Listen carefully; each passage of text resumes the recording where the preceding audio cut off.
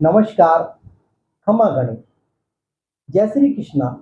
आज हम बातचीत करेंगे गुरु गोचर के बारे में। 14 मई 2025 को गुरु अपनी वृषभ राशि को छोड़ करके बुध की मिथुन राशि के अंदर आ रहे हैं।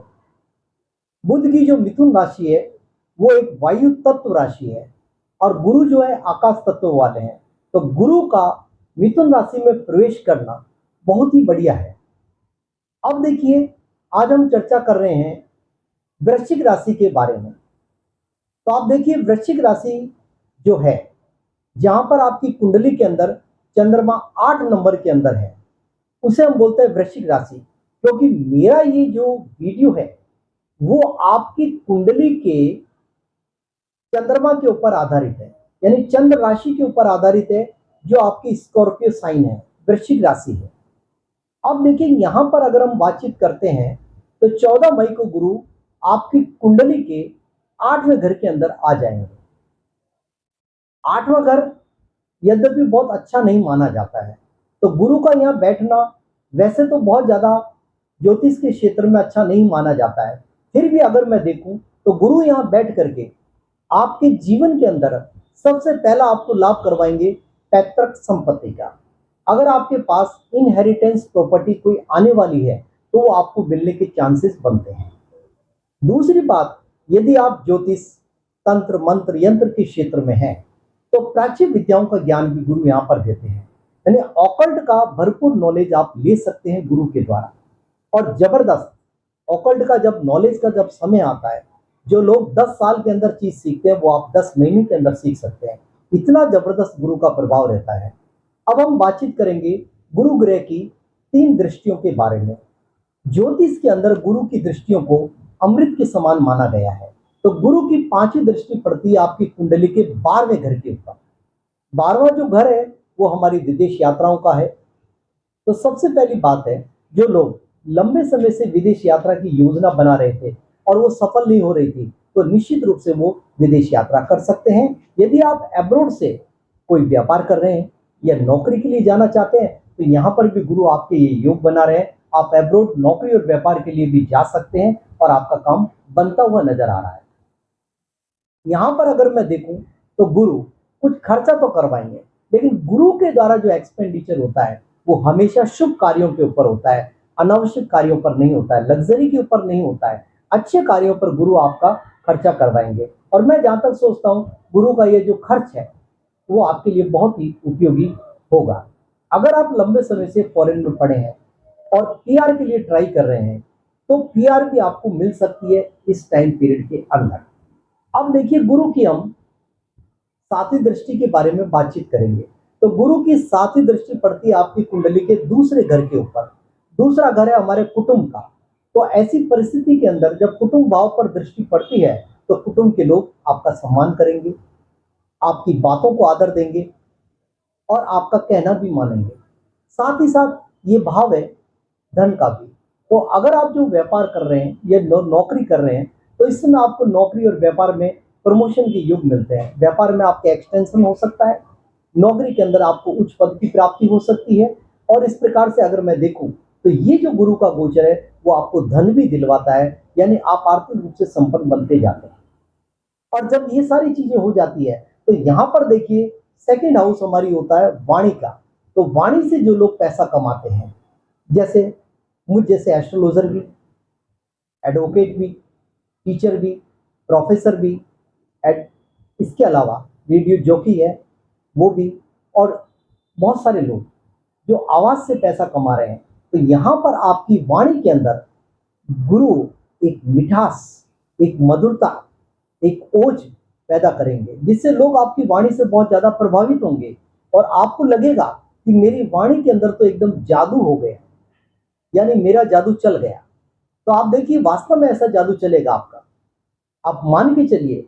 लेकिन ध्यान रखिए, गुरु कभी कभी कटु शब्द बुलवाता है, अकड़ आ जाती है, अहंकार आ जाता है। तो आप अपनी वाणी के अंदर कभी भी कटुता को ना आने दें। कटुता पर पूरा नियंत्रण रखें और गुस्से पर पूरा नियंत्रण रखें। इसके बाद में गुरु की हम नवी दृष्टि के बारे में बातचीत करते हैं। गुरु की नवी दृष्टि पड़ती है आपकी कुंडली के 5वें घर के ऊपर। जब पांचवें घर के ऊपर गुरु की दृष्टि पड़ेगी तो जो विद्यार्थी लोग हैं उनके लिए बहुत ही बढ़िया। अभी तक जो आप अपनी स्टडी से डिस्ट्रैक्ट हो रहे थे बार बार, तो यहाँ पर एक बढ़िया योग बनता है। आप अपनी स्टडी के ऊपर पूरा फोकस करेंगे और अपने गोल को अचीव कर लेंगे। इसके अलावा आप में से जो लोग अपनी संतान के लिए बहुत ज्यादा चिंतित थे, तो अब आपको संतान के बारे में ज्यादा चिंता करने की आवश्यकता नहीं है।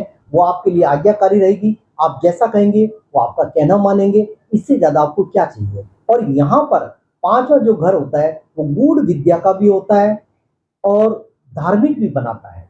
तो आप यहाँ पर अगर कोई गूढ़ विद्या को सीखना चाहते हैं तो वो भी आपको सीखेंगे, साथ ही साथ धार्मिक भी आप बनेंगे। इसके अलावा यदि आप शेयर मार्केट से काम करते हैं तो शेयर मार्केट से भी आपको पैसा मिलने के बहुत अच्छे योग बन रहे हैं। अब देखिए गुरु 18 अक्टूबर को अतिचारी हो जाएंगे। अतिचारी का सामान्यतः या एक ही अर्थ होता है, गुरु की स्पीड बहुत तेज हो जाती है। सामान्यतः गुरु एक राशि के अंदर लगभग 12 या 13 महीने तक रहते हैं, लेकिन जब अतिचारी वाली अवस्था आ जाती है तो ऐसी परिस्थिति के अंदर ये मिथुन राशि में भी रहेंगे और कर्क राशि के अंदर भी चले जाएंगे। तो ये अतिचारी अवस्था है। तो अतिचारी अवस्था के अंदर जब भी गुरु आपकी कुंडली के अंदर बनेंगे तो आप देखिए ये आपकी कुंडली के अंदर जो है कर्क राशि के अंदर आ जाएंगे, यानी आपकी कुंडली के 9th हाउस में आ जाएंगे। 9th हाउस में बैठा हुआ गुरु आदमी के मन में धार्मिकता प्रदान करता है, बहुत ज्यादा स्पिरिचुअल बनाने लग जाता है और छोटी छोटी धार्मिक यात्राओं का सौभाग्य भी प्रदान करता है।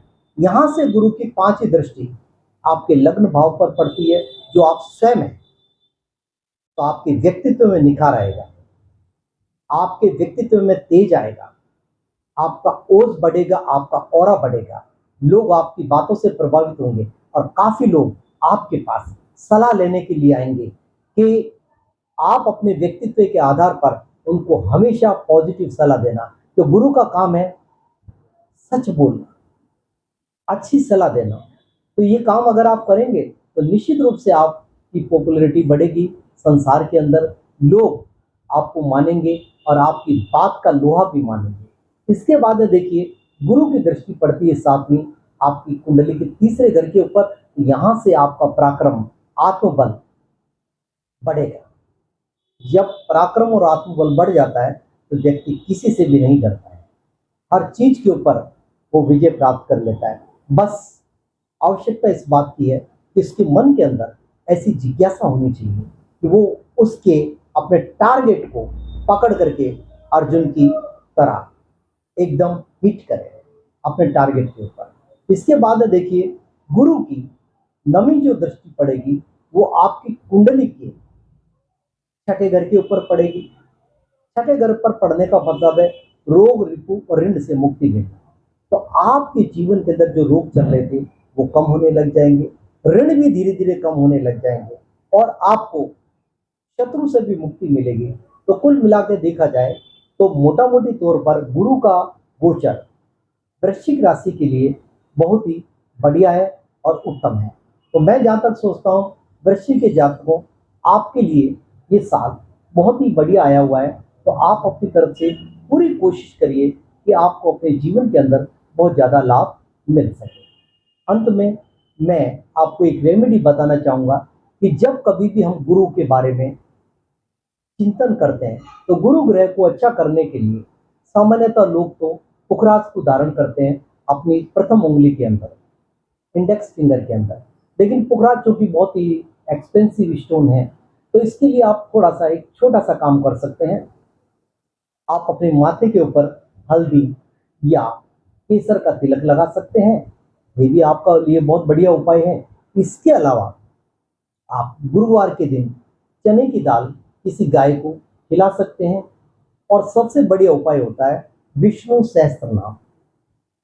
विष्णु सहस्त्र नाम मेरे जीवन का अनुभव, जब कभी भी आप इसको सुनेंगे या इसका पाठ करेंगे तो आपके हजारों संकट दूर होते हैं विष्णु सहस्त्र नाम से। तो अपने जीवन के अंदर नित्य क्रियाओं में आपको विष्णु सहस्त्र नाम का पाठ तो जरूर करना चाहिए।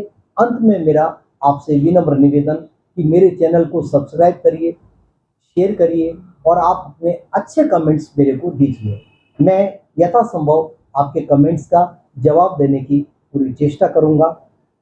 धन्यवाद।